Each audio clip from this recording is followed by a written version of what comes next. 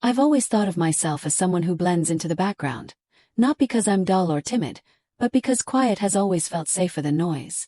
I'm Amelia, 29, an architectural historian who finds comfort in the steady lines of old buildings, the stories etched into stone, and the certainty that structures don't pretend to love you while quietly pushing you out. People do that. Families especially. It happened on a Tuesday, during one of those obligatory monthly dinners at my mother's house, an event that always felt more like a performance than a gathering. As soon as I walked in, I could feel the familiar heaviness settling over my shoulders. The dining room smelled like roasted chicken and lemon, but underneath it was the tang of something harsher, the tension that always thickened the air whenever we were all in the same room. My brother Ethan sat across from me, swirling his wine as if auditioning for a role he had already awarded himself. Successful son, unbothered and self-impressed. My sister Chloe barely looked up from her phone, her perfect manicure tapping away like she was communicating with a much more important world than the one in front of her. And my mother, Elena, sat at the head of the table, posture regal, expression composed, as if presiding over a kingdom that was always one breath away from crumbling. I was midway through cutting into the chicken when Ethan cleared his throat dramatically. "Oh, Italy." My heart lifted stupidly before reason caught up. He didn't look at me. That was the first warning. "We're sorting out the last details before we leave next week." He exchanged quick glances with Mom and Chloe, the three of them sharing a silent message I wasn't invited into. For one beautiful, foolish second I forgot everything. I forgot the dozens of times I had been left out of plans. The inside jokes I only learned about after the fact. The holidays rearranged without my input. In that brief heartbeat, I remembered the trip as I had originally envisioned it. A celebration of my father's memory, a gift for my mother's 60th birthday, something meaningful and healing. I had planned every detail. Florence, Siena, the villa in the countryside. I had saved for years. I had booked everything with my own money. It was my dream, woven together with patience and hope. And then Ethan looked at me. "Amelia," he said calmly, with the tone of someone explaining basic manners to a stranger, "make sure you're not around when we leave for the airport. We're getting picked up around noon. It'd be awkward if you tried to tag along." My fork froze halfway to my mouth. Awkward.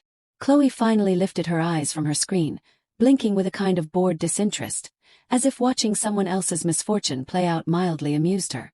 My mother dabbed her lips with a napkin before delivering the blow with an almost tender softness that twisted the knife even deeper. "It's just not your place anymore, dear. It's a family trip." Family. For them, that word had become a tiny exclusive circle. And I wasn't in it. My ears buzzed.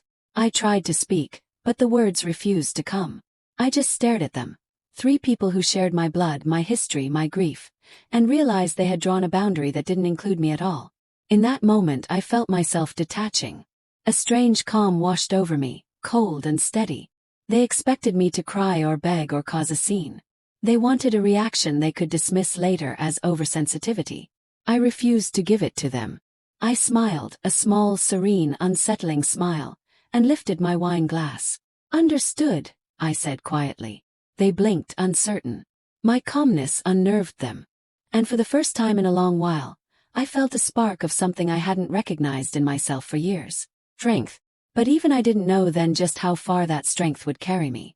They had no idea it was the beginning of something they could never undo. I left my mother's house that night with my face calm, my posture steady, and my heart a brittle, breaking thing inside my chest. The moment the front door clicked shut behind me, the silence felt deafening. I walked to my car on autopilot, each step echoing louder than the last. Only when I slid into the driver's seat and gripped the steering wheel did the reality of what had happened crash into me with full force.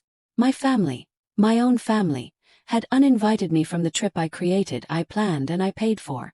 The absurdity burned almost as fiercely as the hurt. I managed to start the car, but my breath came unevenly. By the time I reached the first traffic light, the calm facade I'd worn at dinner began to crack. I pulled over, hands trembling, vision blurring, my chest tightening as a wave of humiliation and betrayal surged up inside me. It wasn't just the trip. It was everything that had slowly, quietly eroded between us over the years.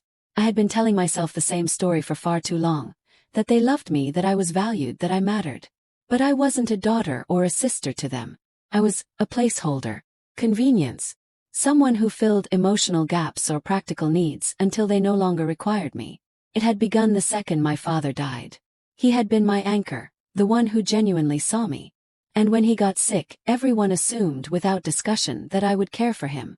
Ethan was too busy building his career, Chloe too overwhelmed with her influencer brand, and Mom too fragile to face the reality of it all. So the responsibility fell to me, the dependable one.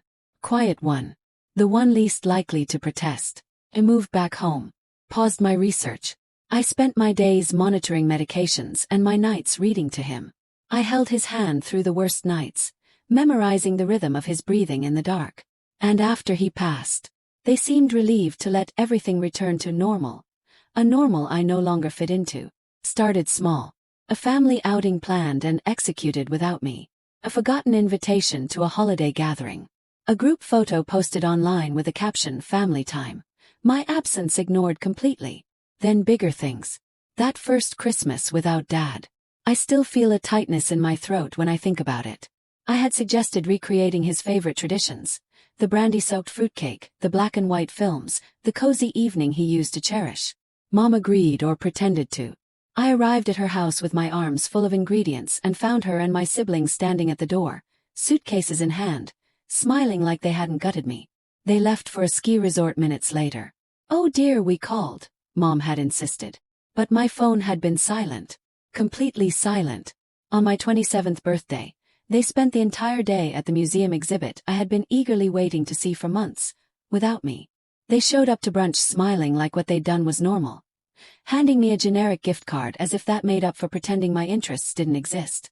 Each moment was a stone placed quietly on my chest, individually small, together crushing. And yet I kept trying, kept giving chances, kept showing up hoping someday they'd see me again. Tonight ripped away the last illusion. By the time I walked into my apartment, my tears had dried into a cold, numb resolve. I opened my laptop with mechanical precision, my mind frighteningly clear. My fingers hovered for a moment above the keyboard, and then I typed in the airline's website and entered the confirmation code I knew by heart. Ethan's ticket, cancelled. Chloe's ticket, cancelled. My mother's, cancelled. The villa, the car rentals, the tours, every reservation tethered to my name, my money, my love. I dismantled it piece by piece. 15 minutes. That was all it took to dismantle 2 years of planning, and a lifetime of misplaced faith. When the last confirmation email appeared, stating the full refund would return to my account in a few days, I stared at the screen like it was a closed door I had finally found the courage to shut.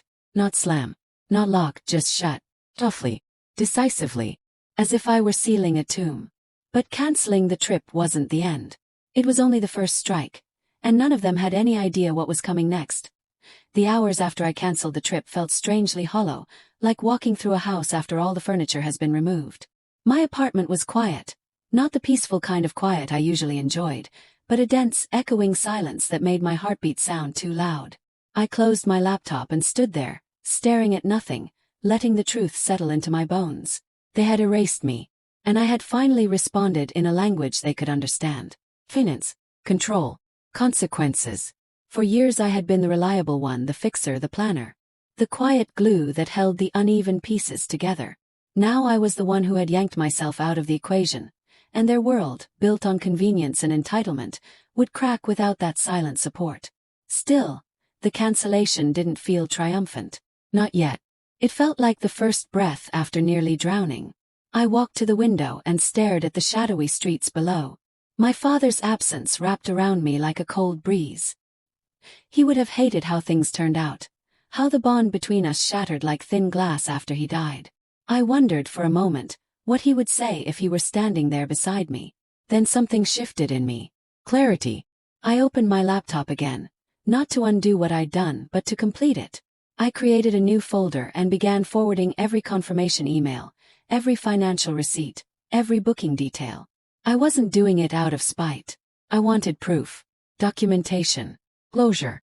It was an act of emotional housekeeping, gathering every piece of a dream they had tried to hijack and putting it back where it belonged. Once the folder was full, I sat back and exhaled slowly. Or now. The money would return eventually. My time off work was still booked. I had 2 weeks carved out of my life, previously meant for family but now emptied of obligation. The question lingered, fragile but persistent. Could I still go? Alone. The thought was terrifying and liberating at once. I typed Villa al Tramonto into my browser. The photos appeared immediately. The stone walls, the terracotta tiles, the endless view of rolling hills. My chest tightened. I had booked that villa imagining laughter over shared meals, wine on warm nights, the possibility of healing what grief had shattered. But maybe the trip was never meant for them at all. My father had loved the idea of Tuscany long before illness stole the strength from his hands. He'd whispered once, half asleep, that he wished he could see Florence with me, that if he ever got better we'd go together. That memory hit me now like a gentle blow. He wouldn't have wanted me to abandon the dream because they didn't deserve it. I refreshed the villa's page. Available. Course it was. I had just released it back into the world. My fingers trembled, but only for a second. Then I booked it. One guest. One bed. One life finally reclaimed. Next, I booked a single one-way ticket to Florence. First class. Using the airline points I had originally planned to use to upgrade Mom's seat as a surprise. Not anymore. Then came the rental car.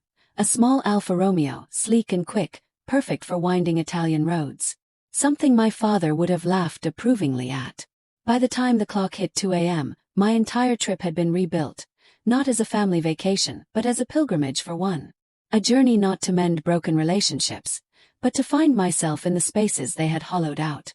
When I closed my laptop this time, the silence felt different. Lighter. A whisper rather than a weight. The next morning, I woke without the usual anxiety coiled beneath my ribs. Work felt normal. The world felt intact. My family had no idea what I'd done, and their ignorance was a kind of ironic protection. They had erased me so thoroughly from the planning that it would never occur to them to check the logistics. In their minds, the trip belonged to them.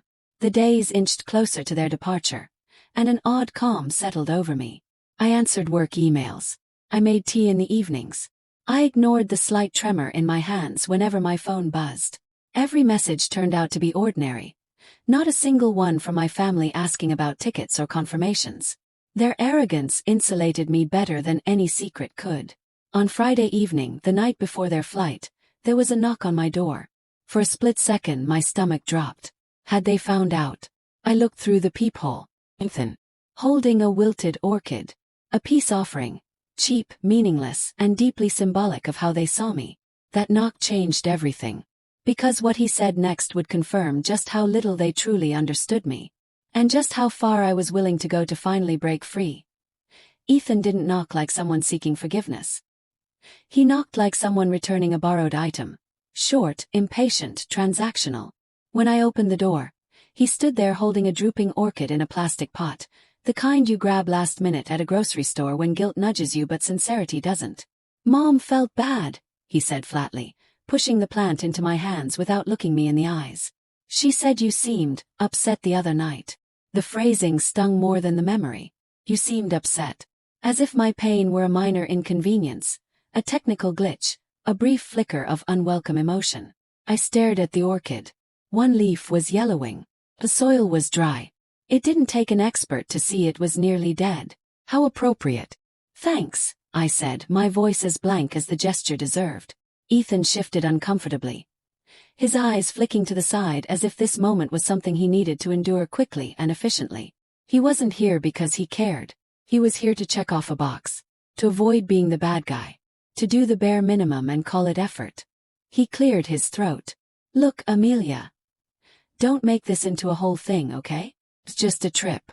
We'll bring you back something. Souvenir." I almost laughed.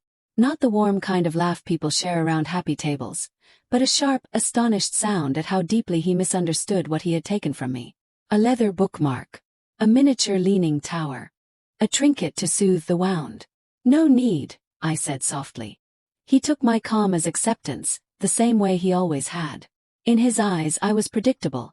The quiet sister, the peacekeeper, the one who absorbed hurt without protest. My silence made him comfortable. My boundaries didn't exist in his world. "Right, well, we leave tomorrow," he said. "Don't wait up." He turned and walked down the hallway, relieved to be done with his errand. I closed the door gently behind him and looked down at the orchid in my hands. The plant drooped, limp and lifeless. A symbolic creature. Something once alive, now neglected. Handed off to me as if I could revive what others had let die. No, I murmured. Then I walked straight to the kitchen and dropped the entire pot into the trash. The ceramic, the soil, the wilted leaves, the whole empty gesture. For the first time in years, it felt like choosing myself. That night I slept deeply.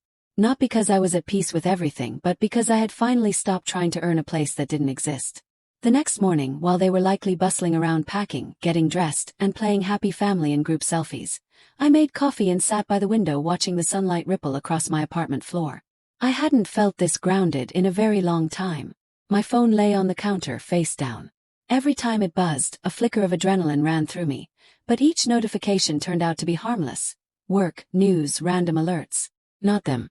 They weren't thinking about me at all. Not the logistics. Not the confirmations. Not the fact that I alone held the spine of the entire trip. At exactly 12:04 p.m., the first sign of their arrogance showed itself on social media. I opened Instagram and there it was. Chloe's new story. A boomerang clip, all three of them in the back of a glossy black town car, flutes of champagne raised in a celebratory toast. The caption read, "Off to Tuscany, crescent moon sparkles. Family first, yellow heart." Ciao haters face blowing as, family first. The irony hit like a punch and a punchline at the same time. Their smiles looked bright and triumphant, as if the universe had been sculpted to accommodate their wants. Not one of them imagined for a second that the ground beneath their feet had already cracked. But I knew. The quiet was almost thrilling. Over the next few hours I cleaned my apartment, watered my actual plants, and began laying out the clothes I would pack for my trip the following day. Everything felt surreal, like I was watching a story unfold from outside my own life. And then, around 3:32 p.m., while sitting with a cup of tea still steaming in my hand, my phone buzzed. This time it wasn't harmless. Chloe's name lit up the screen. The preview showed a single message. "Fix this now." I felt a slow, steady smile rise across my face. Because the moment they realized their tickets were gone was only the beginning of the storm they had created for themselves. For a long suspended moment, I just stared at my screen. Fix this now. The urgency in Chloe's message radiated like heat from a fire someone else had set. I didn't respond immediately. I placed my phone gently on the table, as if it were something fragile, and took a deliberate sip of my tea. Tasted perfect. Warm, grounded, calm. The opposite of whatever storm was erupting at the airport. Another message flashed. "Hello." Answer. Then another. "The airline says our tickets are cancelled. What did you do?" I let the chaos unfold in silence, untouched. Seconds later, Ethan's name appeared, followed by a barrage of messages typed with frantic, clumsy fingers. "Call me right now. This is serious. Amelia, don't be ridiculous. Fix it. What the hell is wrong with you?" His anger was predictable. The entitlement dripping from every word was almost theatrical. Then came the call. My phone buzzed violently across the table, Ethan's contact photo. An old picture of us with Dad at a baseball game, lighting up the screen. His smiling face in that photo felt like a ghost, a relic from a time before everything rotted. I watched the phone ring out. I didn't answer. It buzzed again immediately, this time from Chloe. Declined. Another from Chloe, this time FaceTime. Declined. Then the one I had expected, the one that always came last, the call from my mother. For a moment my chest tightened. Old reflexes pulled at me like invisible strings. My mother's voice had been my undoing far too many times. She knew exactly how to sound. Soft, fragile, disappointed. A practiced martyr. The phone rang. And rang. And rang. Let it. When her calls failed, the texts followed. "Amelia, sweetheart, there's been a terrible mistake. The airline is saying we don't have reservations.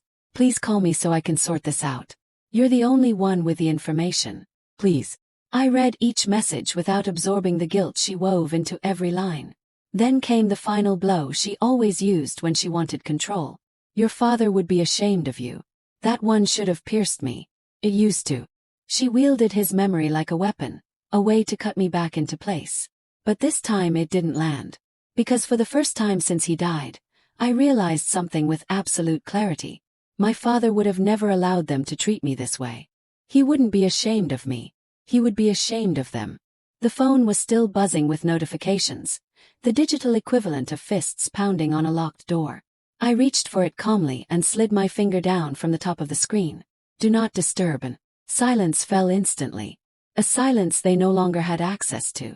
I leaned back, exhaling a breath I hadn't realized I'd been holding. My living room was bathed in warm afternoon light, dust motes floating lazily through the air. Everything felt strangely peaceful, like the moment after a storm has swept through, when the world goes impossibly still. I imagined them at the airport, flustered, loud, panicked. Chloe yelling at the check-in agent, Ethan pacing aggressively, my mother shaking her head, acting wounded. Luggage piled like monuments to their entitlement. They would have been so sure of their importance, so certain that someone else, me, would swoop in to make everything smooth and perfect. Not this time. This time, the ground had shifted beneath their feet, and they had no idea how to steady themselves. Walking them through the consequences would have been a kindness I no longer owed. I put my phone aside and turned back to my suitcase. The linen clothes I'd laid out looked soft and light, perfect for the heat of Tuscany. I folded each piece with care, feeling something inside me settle. My flight was early the next morning. My villa was waiting. My father's memory was guiding me more than any of them ever had. A small part of me wondered how long they stayed at the airport before giving up. If they bought new tickets, unlikely. If they argued the entire ride home, inevitable. If they blamed me for their own cruelty, not even a question. But none of it mattered anymore. Their world was theirs to unravel. Mine was finally my own. Still, I knew one last thing had to be done. Not out of anger, but out of necessity. Out of self-preservation. I opened our family group chat and typed my final message to them. The last one they would ever receive. Because before I left for Italy, I needed to bury the version of me they thought they owned. And deliver the truth they had run from for years. I sat on the edge of my couch, the family group chat open on my screen. The same chat where I was often ignored, sidelined, or treated like background noise. For years I had typed small, hopeful messages into that chat. Updates, invitations, reminders, attempts to connect. Most went unanswered or were met with curt, dismissive replies. Tonight would be different. Tonight, my words would be the last ones they ever received from me. I took a slow breath and began typing. Not angrily, not emotionally, but with a steady, deliberate clarity that felt strangely liberating. I'm not answering your calls. I'm not responding individually. Here is the truth once, so there is no confusion. I didn't hold back. I didn't soften anything to protect their feelings. I laid out every fact like a careful historian recording evidence. The cancelled tickets weren't a mistake. They were a consequence. I reminded them, politely, plainly, that I had paid for the flights, the villa, the rental cars. Every reservation had my name and my credit card attached. When they told me I wasn't welcome, I simply removed myself from the arrangements, exactly as they requested. I explained how the Italy trip had been my gift, how it was meant to honor Dad, how I had spent years planning it with love and intention, and how they had tried to take something sacred, repackage it as their own, and push me out of it entirely. Then, with a calm precision honed from years of swallowing hurt, I listed the pattern they refused to see. The Christmas they abandoned me without warning. The birthday they dismissed my interests. The inside jokes, the group decisions I was excluded from. The comfort they found in forming a trio that didn't include me. The resentment they carried toward me for caring for Dad when they wouldn't. Line after line, I wrote the history they pretended didn't exist. Not as accusations, as truth. Finally I wrote, "You told me I wasn't part of the family trip. Thank you for that clarity. I am finally taking you at your word. Please do not contact me again. Do not show up at my home. I am blocking all of you after I send this message. Goodbye." A simple farewell to a chapter that should have ended long ago. I read it one final time, then hit send. The silence afterward felt holy. One by one I blocked their numbers. Then their social media accounts. Then their emails. With every tap, another thread severed cleanly. There was no grief, no guilt, no panic. Just a sense of space opening inside me. Room I hadn't realized I'd been deprived of. By the time the moonlight spilled across my living room floor, I was free. That night, I slept deeply and dreamed of my father. Not sick, not diminished, but whole and warm, sitting with me on a sunlit terrace somewhere in the hills of Italy. He didn't speak. He didn't have to. His presence alone felt like permission.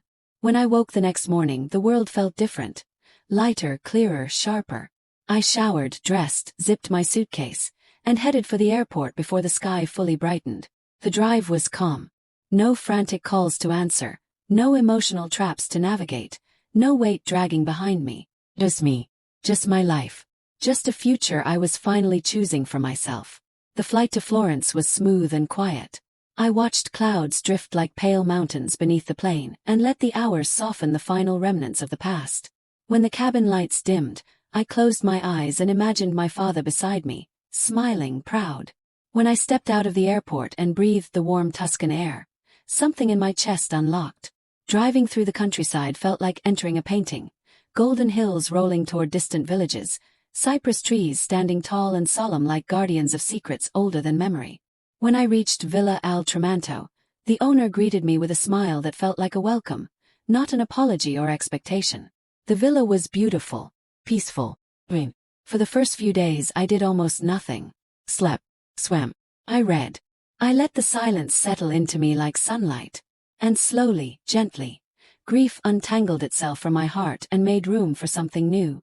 One evening, as the sky deepened to violet and a soft breeze rustled through the olive trees, I sat alone at a small table overlooking the hills.